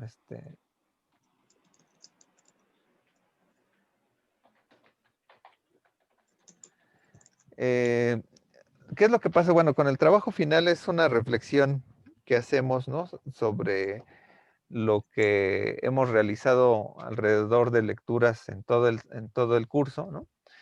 Entonces, las consideraciones generales, ¿no? Es que el trabajo final es una herramienta útil para vislumbrar el avance del alumno después del curso. Es importante ver el manejo del vocabulario aprendido y exigido por la asignatura. También se vislumbrará el manejo y aplicación de la teoría a un problema en un lenguaje de ensayo académico, analítico y crítico. Entonces, aquí en Lenguaje, Cultura y Poder, ¿no? Es la presentación de un ensayo académico sobre un objeto de estudio donde se analiza un fenómeno de significación desde alguna visión vista sobre el lenguaje. O sea, puede ser, vimos cosas de estructuralismo con Saussure, cosas de pragmatismo al inicio, ¿no? De semiótica, de hermenéutica, ¿no? O el discurso social frente a la tecnología, ¿no? O el discurso de la sociedad, como lo vimos en esta sesión. De alguna manera, ustedes van a hacer un planteamiento de un problema, puede ser dado en cualquiera de los derroteros conocidos, ¿no? lenguaje, lenguaje y cultura o lenguaje y poder. Por ejemplo, este tema, por ejemplo, de los ejemplos que a veces vemos en las discusiones son muy útiles para desarrollar un trabajo, ¿no? Por ejemplo, analizar el bullying que se está trabajando, por ejemplo, en Twitter, ¿no? Con un caso específico, ¿no? Que con fulanita tal la bullearon con un tema, ¿no? Y entonces uno va a generar ahí un marco de referencia, ¿no? Va a delimitar el problema, va a delimitar el tema, ¿no? Pues por ejemplo, la situación de Twitter, ¿no? Que se dio, por ejemplo, de un troleo, ¿no? Y el planteamiento sería con alguna pregunta, ¿no? ¿Por qué el discurso o cómo se manifiesta este discurso de violencia, ¿no? Por ejemplo, ¿no? O por ejemplo, ¿qué planteamientos de la sociedad del espectáculo se plantearían alrededor de este tema, ¿no? O por ejemplo, eh, ¿hay algún planteamiento que desdibuja el raciocinio, como a lo mejor lo veíamos con Nicolas Carr, por ejemplo? Entonces, que manejen conceptos de 3 lecturas mínimo de las que vimos, ¿no? Pueden ser el de Roland Barthes del mito, ¿no? De ideología, ¿no? De López Austin, de Nicolas Carr, de qué está haciendo el Internet con nuestras mentes, ¿no? De Julia Kristeva, por ahí, etcétera, ¿no? Entonces ahí revisen ahí mucho lo que son las videoasesorías grabadas, ¿no? Si quieren para apoyarse, ¿no? Lo que se trata de ver aquí es que la introducción, pues más o menos lo van a desarrollar como en unas dos o tres cuartillas, ¿no? Que es el tema, el planteamiento del problema y las lecturas, ¿no? O sea, como ahí pueden retomar sus trabajos, ¿no? Como los controles de lectura, de acuerdo a lo que van a manejar, ¿no? En el desarrollo van a plantear lo que es la descripción del objeto, o sea, como que sería su análisis. Digo, lo que van a analizar, por ejemplo, qué es lo que pasó en Twitter o qué es lo que pasó en Facebook con lo que estoy analizando, o si estoy analizando el movimiento feminista dentro de las redes, lo describo tal cual, ¿no? Y el análisis, por ejemplo, lo que a veces nos espanta mucho la palabra de análisis, ¿no? Pero análisis, véanlo como buscar ejemplos en el caso respecto de lo que la teoría dice, o viceversa, ¿no? Algunos elementos de su caso, cómo lo ejemplifican con algún aspecto de la teoría, ¿no? Por ejemplo, ahorita vimos el lenguaje de la violencia, ¿no? Entonces, en el troleo, por ejemplo, de redes, pues ahí lo planteas, ¿no? Dentro del lenguaje de la violencia, ¿no? Y cómo la performatividad se da en este caso, ¿no? Y ahí si quieren hacer la dimensión entre lo performativo y y la proposición, ¿no? Por ejemplo, ¿no? Si están planteando la sociedad del espectáculo o si están planteando, por ejemplo, qué está haciendo Internet con nuestras mentes, por ejemplo, sacar ahí algunos de los ejemplos neurocognitivos que a lo mejor se plantearon, o por ejemplo, cómo se está hablando ahí se está generando a través de lo que se está hablando un mito, ¿no? Como los que decía Roland Barthes. Entonces ahí, en este desarrollo, pues nos serían unas otras 3 cuartillas, más o menos, ¿no? Y las conclusiones sobre el tema. Aquí sí me dilato un poquito más porque aquí les dejo una guía de preguntas. Y esto es como responderlas. Aquí las pueden copiar. Lo que voy a hacer es dejar, obviamente, esta guía de preguntas, las voy a colgar en el foro de preguntas y respuestas para el trabajo final. Por ejemplo, llegamos a las conclusiones y luego no escribimos muchas cosas, ¿no? Pero aquí lo que tenemos que plantear es, ¿el tema fue agotado en su mayoría, no? Sí, no, ¿por qué no? Por ejemplo, esa es una pregunta como de conclusión, ¿no? ¿Cuáles fueron las expectativas al inicio y al final del trabajo, ¿no? La perspectiva, ¿no? El argumento central de tu pregunta, ¿no? En el trabajo se sostuvo o se respondió, ¿no? ¿Qué elementos pudieran ser claves para ubicar al trabajo desde una perspectiva de la carrera? Por ejemplo, ¿cuál es el tema de comunicación en esto? De las teorías utilizadas, ¿cuáles se acercarían más al tema? O sea, obviamente, pues ahí uno no se va a dar balazos en el zapato y vas a plantear precisamente pues bueno, las que escogiste, ¿no? Casi, casi, ¿no? Pero a lo mejor en algún momento puedes decir, me hubiera gustado utilizar más elementos hermenéuticos, ¿no? De las teorías utilizadas, ¿cuáles sostienen más la argumentación? Por ejemplo, ¿qué autor se acerca más a tu tema? ¿Cuáles son las limitantes de las teorías usadas? Por ejemplo, alguna teoría no, a lo mejor que no cubra algún aspecto para hacer etnografía digital, por ejemplo, aquí se puede plantear esto. ¿Qué modelo teórico se desprende del análisis? Para hablar de modelo teórico, pues bueno, aquí es plantear como qué esquematización hacemos, ¿no? Por ejemplo, eso ahí, ¿qué idea nueva les surge a ustedes, ¿no? ¿Qué idea? Por modelo teórico es, por ejemplo, la aplicación de redes sociales, ¿no? Es como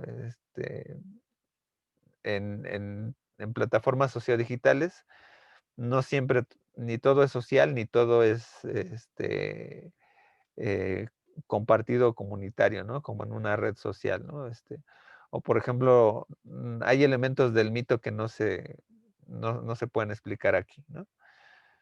Digo, esta es una guía, ¿no? Hay veces que no se responden todas las preguntas, ¿no? Pero bueno, se deben plantear nuevas categorías sobre el objeto de estudio, ¿no?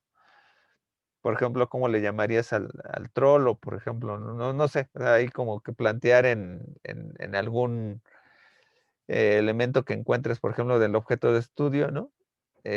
¿Cómo llamarle a los que fomentan, por ejemplo, el lenguaje inclusive, ¿no? Promotores del lenguaje o algo así, ¿no? ¿Cuáles fueron las limitantes del trabajo en el método? Cuando hablamos de método es el camino que siguieron, o sea, como que, ¿cuáles fueron las limitantes de su trabajo? O sea, en, ¿qué temas podrían derivarse para futuros trabajos? Pues, por ejemplo, conservando la línea de estudio, por ejemplo, pues este trabajo lo quisiera retomar en discurso o en alguna otra materia, ¿no? En donde me gustaría plantear un eje comunicativo económico, ¿no? Y eso es darnos ideas como para llegar en unos 4 años para la tesis, ¿no?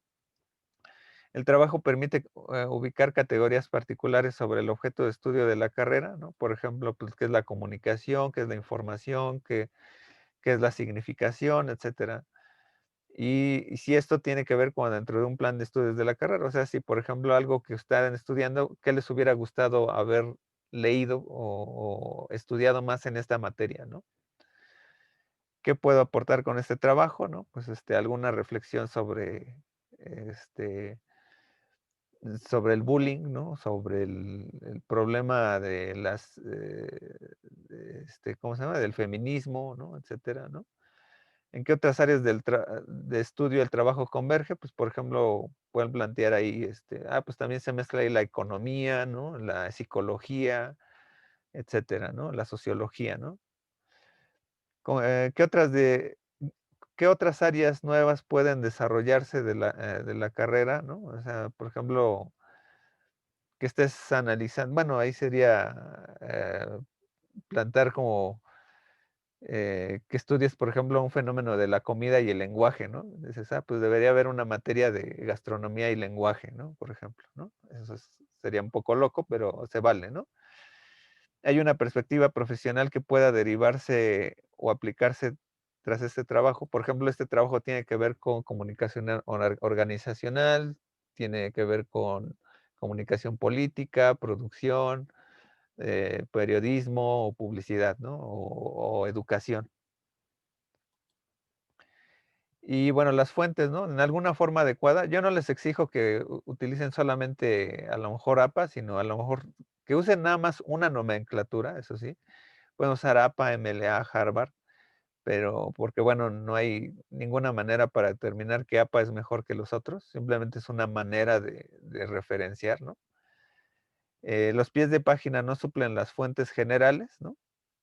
Eh, los sitios de internet también se refieren en APA, MLA, etcétera, ¿no? De hecho, lo que yo hice ahorita con la presentación, al final siempre, si se dan cuenta, pongo las referencias, ¿no? Es importante que la bibliografía ajena al curso no rebase el 30%. O sea, que de repente quieran hacer una monografía de un tema que se estén reciclando de un tema de economía o de otra materia, Digo, puede ser el mismo tema, pero el manejo bibliográfico debe ser diferente, ¿no? Al menos se deben de apoyar en los textos que vimos durante el curso. O sea, si van a ejemplificar incluso cualquier elemento de habla, de lengua y habla, ahí obviamente van a tener que referir a Saussure, ¿no? Alguna de las lecturas que hablaba de Saussure, o incluso pueden referir las mismas grabaciones, ¿no? Por ejemplo. Anexos, gráficos, fotografías, ¿no? Si un mapa conceptual es demasiado grande, pues se puede poner en la sección de anexos, ¿no? Entonces, alrededor de esto, pues son, bueno, los formatos y recomendaciones, Arial 12, 10 cuartillas mínimo, renglón y medio. Archivos permitidos en la plataforma son docs o PDF. El archivo no debe ser mayor a 10 megas. Ojo, ahí, por ejemplo, cuando pesa mucho es porque lo saturaron de imágenes. Entonces ahí aguas, ¿no? Si hay fallas en la subida si hay fallas al subir el archivo en la plataforma, les pido que, por ejemplo, compartan el archivo por Drive, ¿no? Ahí en comentarios. Ahorita todavía no se va a ver ahorita, hasta en un ratito se va a ver la apertura ahí de donde diga trabajo final. De hecho, van a venir estas indicaciones, pero sirve de ahorita para comentarlo, ¿no? Ojo si están compartiendo archivos de Drive y de repente no han habilitado el acceso, por ejemplo, comparten el vínculo, pero no se puede leer, ¿no? Entonces también hay ojo, ¿no? Los trabajos con plagio se anulan, o sea, cortar y pegar de internet, ¿no? Pues obviamente les va a bajar la calificación. En este caso les va a anular el trabajo. Y la idea es que la fecha de entrega sea antes del 6 de febrero para que estemos o sea, dentro de 2 semanas. Y ojo con el tiempo, ¿no? O sea, no se reciben trabajos después del 6 de febrero ni por correo electrónico, ¿no? Entonces, en dado caso, si hay una extensión de tiempo, pues lo manifestaré ahí en la misma plataforma, pero quiero pensar que esto realmente es un ensayo, es una reflexión. Digo, ahorita yo lo expliqué demasiado analítico, pero es una guía más simple para que ustedes resuelvan, ¿no? O sea, no se vayan a andar preocupando más bien de hacer una tesis, ¿no? Pero tampoco que el último día estén pensando en cuál es su tema, ¿no? Y pues bueno, eso sería como para la cuestión del trabajo final y para que tomen nota, ¿no? Gracias, profesor. Profesor. 6 de febrero, ¿verdad? Sí, es la siguiente sesión. De hecho, no va a haber actividad como tal de la última lectura de Bobadilla, sino simplemente voy a dejar abierto ahí para el trabajo final. Acabo de abrir en la plataforma, por cierto, un espacio para todos aquellos que a lo mejor no entregaron algún trabajo. Abrí un espacio para que entreguen algún trabajo atrasado que se les haya pasado, ¿no? Sea tarea o de foro o lo que sea. Solamente se vale una actividad, ¿no? O sea, lo que sí no se va a valer es que de repente no hayas entregado nada en el curso, ¿no? Y quieres resolver ahorita con una actividad todo ese rubro, ¿no? Entonces, Profe, yo tengo una duda porque hay unas actividades que no se me han calificado y participaciones. Ok, yo creo que para la siguiente semana ya va a estar todo calificado. Si en algún caso, como el tuyo a lo mejor no ha sido a lo mejor verificado, ahorita lo checo. Y entonces, ahorita comienzo a ver cuáles son mis faltantes, ¿no? ¿Sale? Sí, gracias. Perdón, yo en mi caso, profesor, por ejemplo, no hallo 2 tareas y posiblemente sea el proceso que seguí. en este momento, mientras estaba en clase, las reenvié vía réplica. ¿Es correcto hacer ese proceso, profesor? Porque ya las tenía hechas, ya las tenía enviadas, pero no las identificaba, entonces se las reenvié. Espero no saturarlo y utilicé la réplica. ¿Está bien? Sí, no, hay, en esos casos, no hubo problema porque, lo hiciste en su momento, ¿no? En tu caso sí Sí, no hay problema, sí. no hay problema, ¿no? Porque en algunos casos, en los comentarios, ¿no? Ponían ahí el vínculo de Drive o lo volvían a subir. Sí, no hay problema contigo. Profe, Gracias, profe. yo tengo una duda de Sí. que a lo mejor sí subí las tareas y demás, pero no había visto que teníamos que comentar en todos los foros. Entonces, hace poco, apenas en estos días pasados, me puse a comentar y hacer todas mis reseñas del foro, porque aparte vi que también tenían un porcentaje en la calificación. Sí, mira, eso ahorita lo checo.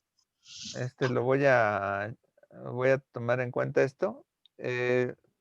Los foros, digo, si has, ahorita eso lo tengo que cotejar también con las participaciones en la sesión, porque es como dentro del mismo rubro, ¿no? Entonces, checo tu caso, si están atrasados, pues obviamente, a eso sí no se espanten si desaparecen los foros en la plataforma, es porque ya más o menos van a estar, Evaluados. evaluados, ¿no? Y pues para que ya no tenga, para que la fecha de corte de la siguiente sesión, alguien comente, entonces pues obviamente no tenga ese problema, ¿no? Entonces, lo checo con... Y tengo, perdón, otra duda. La tarea que es para la sesión de hoy, lo de los espectáculos del tema de hoy, también ¿hasta cuándo es el límite? O sea, yo sé que dice hoy, pero no sé si hay alguna fecha extraordinaria. A ver, déjame, voy a la plataforma Ujú. y checo cuándo cierra. A ver, ahorita te digo, estoy checando,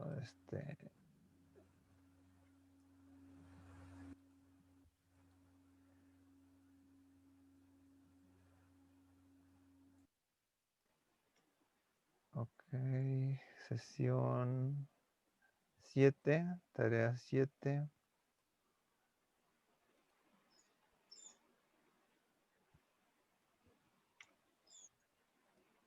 La tarea 7. Llegué.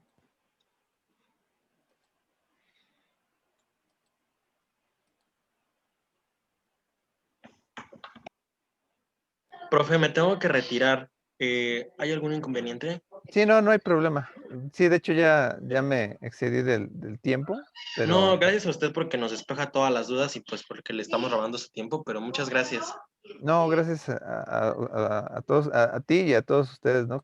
He tratado de comprimir luego las clases, pero bueno.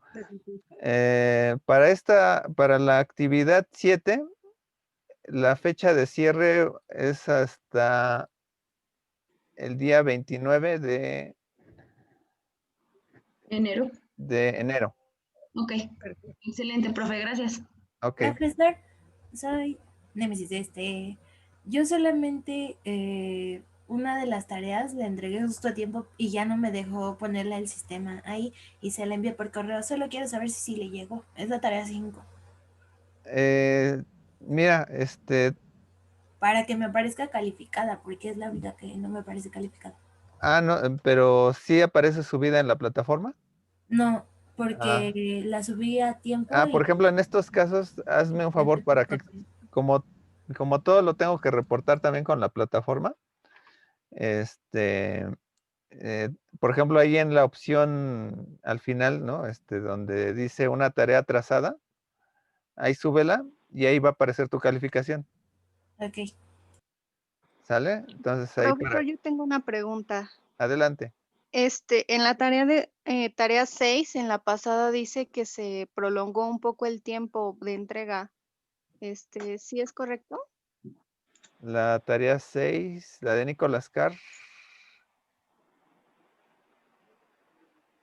No sé cuándo fue la fecha, pero sí, se prolongó hasta el 29 de junio, aunque la Qué fecha de bueno. entrega era el 9 de enero. De enero. Ujú. Es que como está el inglés me hago bolas, Sí, ¿no? no se preocupe. Era el 9 de enero, ¿no? Entonces se extendió al 29 de enero la, Qué bueno. la Gracias. tarea 6. Sí, porque de hecho en los avisos puso usted que se extendía hasta el 30. Sí, Bueno, sí, El como problema- vi que muchos comenzaron a enviarlo por correo. Es que yo me hago muchas bolas con el correo electrónico porque como me llegan de varias clases, es Sí. difícil organizarlos. Entonces, es más fácil con la plataforma, ¿no? Muy Pues qué bien. bueno. Ok. Bueno, entonces, Muchísimas gracias, profesor. ok, Una última duda. entonces, adelante. Yo por motivos del trabajo tengo que estar alternando entre entre la plataforma, las clases que usted sube y a veces como en esta ocasión las puedo tomar aquí en vivo. ¿Debería registrar mi participación en los foros que están en la plataforma o cómo le podemos hacer? Porque ha habido ocasiones que tengo que salirme antes de la clase, pero la termino en las que usted sube en la plataforma. ¿Cómo, a ver, digo, en estos casos, pues por ejemplo, en este caso que es muy particular, no se me había ocurrido algo así, mm, lo ideal es que, bueno, si has entrado a las sesiones, por un lado ayuda, ¿no? Eso sí, también voy a checar tus participaciones en la sesión. Si no has participado en la sesión, pues sí deberías tener los foros, ¿no? Pero en este caso, si ves que para asegurarla, pues puedes realizar, por ejemplo, alguno de los foros en la tarea trazada, por ejemplo, ¿no? Y yo ahí comienzo a cotejar. Ok, ¿Sale? sí, muchas gracias. Ok. ¿Alguien más? Bueno, Y yo, entonces, profesor, adelante. estoy aquí en la plataforma pero no encuentro el botón. ¿Es en donde dice la tarea está retrasada ¿En dónde o estás? dónde es? ¿En qué parte? En la sección de la tarea 5, donde aparece estatus de la entrega. Tarea 5. La tarea 5 a lo mejor sí ya no está disponible. Ajá. Se le Entonces, había enviado por correo solamente. Ajá. ok. No, entonces en ese caso, no seas malita. En donde dice una tarea trazada en sesión 8, súbela ahí Ajá. y ya Ok. para que ya no haya pierde. Ok. Gracias, Profe, profesor. tengo una duda. En las en el foro de participación, los comentarios que no están valuados, ¿se toman en consideración o esos ya no serán tomados en consideración? Es lo que voy a checar, porque si a lo mejor ya no están, si fueron fuera del tiempo, es lo que ahorita yo voy a checar. Pero miren, también siendo considerado con la situación en la que estamos, la contingencia, etcétera, pues voy a darle una revisada y voy a hacer yo creo que los voy a revisar, si hay atrasados, los voy a revisar. Yo los voy a revisar, no se preocupen. Entonces, nada, les va a ir apareciendo su calificación ahí o les hago el comentario. Muy bien, profesor. De Muchísimas acuerdo, gracias. gracias. Ok, Para ¿alguien? dudas sobre el proyecto o trabajo final, ¿le podemos enviar un chat por la plataforma? Sí. De hecho, ahí habilité un foro de dudas por ahí, dudas y preguntas. Entonces pueden ahí hacerlo y igual con uno que pregunte se van despejando las dudas de los demás. Ok. Gracias, profesor. Sale. Gracias, profe. Ok, a ustedes.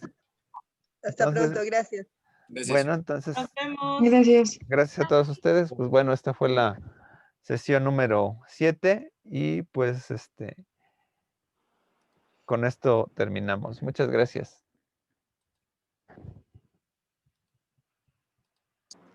Gracias, buen fin de semana. Igualmente.